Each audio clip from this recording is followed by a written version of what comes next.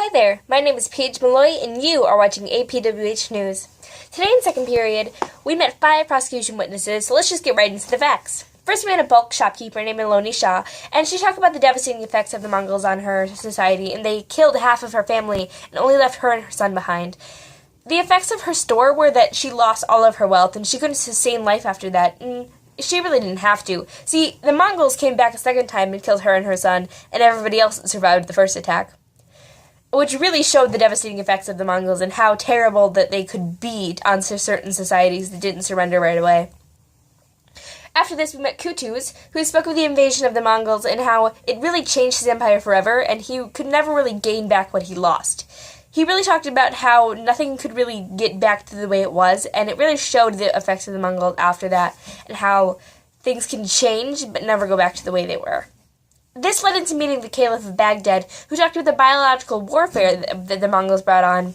And it was about how there were the burning of cities, the flooding of waterways, and even the assaulting of land so that they could never plant on it again. So that eventually they would either starve or they would have to move, which they would just conquer yet again. And it really showed the horrors on his society and different ways like that. Which, talking of horrors, the Pope Innocent IV never actually met the Mongols, so he never really had a bad experience.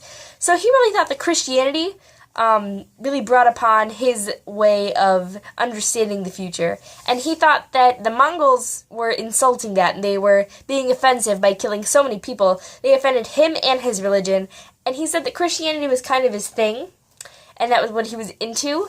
So the Pope really had a lot of ideas on that subject, and I think that it was really interesting to find out the different ideas that he could present, because he never actually met them, and he never actually met any Mongol. So it was really interesting to find out those effects, even though he was never actually there. It showed the effects on Christianity and on him and all the other people that were Christians in that time.